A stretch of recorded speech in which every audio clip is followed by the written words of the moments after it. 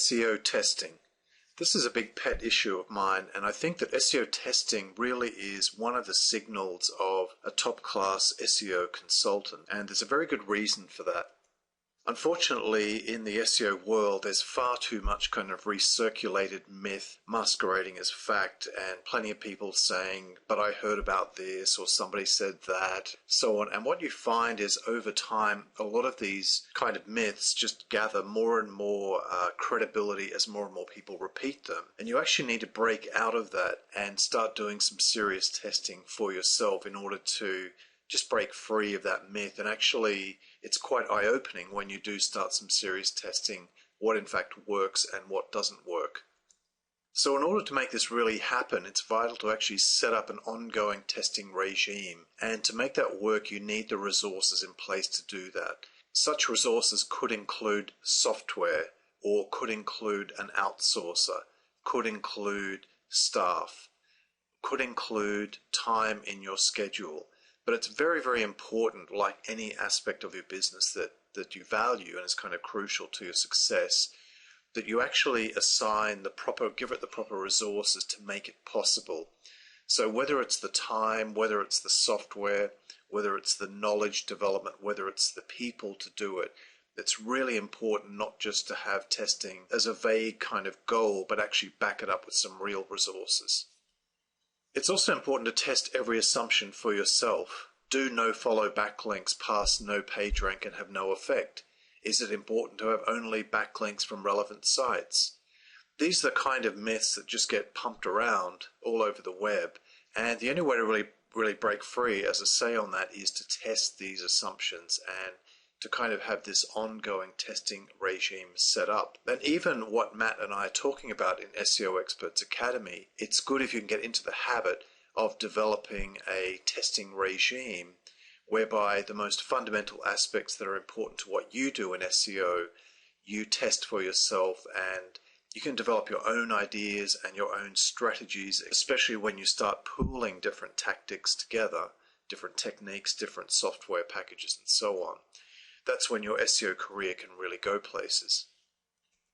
So a good way to think of SEO Experts Academy, now that you're here in the advanced section, is that really this is kind of a starting point or a particular point on your journey, and it certainly isn't the end. What Matt and I have tried to do is give you the technique and technical skills and strategic overview and so on, but really it's up to you now and the habits and mental discipline and focus that you bring to SEO and possibly your internet marketing activities that will determine your success. And a big part of that, I view, with SEO is being a constant tester. I know in my own SEO career, I really only started to make massive progress when I began to test. Not only was that useful from a point of view of kind of myth debunking, but it was also very important from a point of view of developing valuable products that would be useful to other people who were also locked into believing in those myths, which were kind of severely restraining their SEO and internet marketing activities. Now, surprisingly, in fact shockingly, most SEOs and internet marketers that I talk to, even quite senior ones, do not test at all. They don't test SEO, they don't test conversions, and that's scandalous, and we all need to do a lot more testing and tweaking and tracking. So if you're one of those few who follows through and does set up a proper testing regime, not necessarily just with SEO, but it could be split testing, A/B testing, multivariate testing on landing pages, sales pages, opt-in pages, you will be in the small group of highly successful SEO consultants, while people who don't test and tend to just follow the crowd or just follow the myths and then recirculate them as fact, you're going to be in great shape. You're going to be way ahead of that group of people.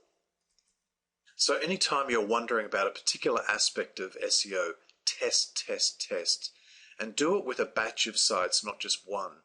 Google has kind of too much inbuilt variation, in my view, to accurately make a real determination on one site. So typically, and if you follow any of my experiments on Traffic Planet, you'll see the way I do it there. And if you haven't seen that, I'll put a link below this video. But it's a great place to go and watch how members there are conducting experiments, what I'm doing. But what I typically do is I'll set up 4 identical sites and I'll employ the testing regime or test the particular thing I'm looking at. I try to keep it pretty simple so that I can make a reasonable determination, but typically I'll work with a minimum of 4 sites when I'm testing a particular SEO aspect. So do try to make your testing as consistently scientific as possible. Now, it's not 100% possible because we are working on a moving target. And according to Google, if we believe them, they're rolling through anything from 350 to 400 algorithm changes a year, at least one a day from their reports. So if that's true, if we're testing, say, over a 4 or 8 week period, that's many algorithmic changes over that same period, which potentially could ruin the results of our testing.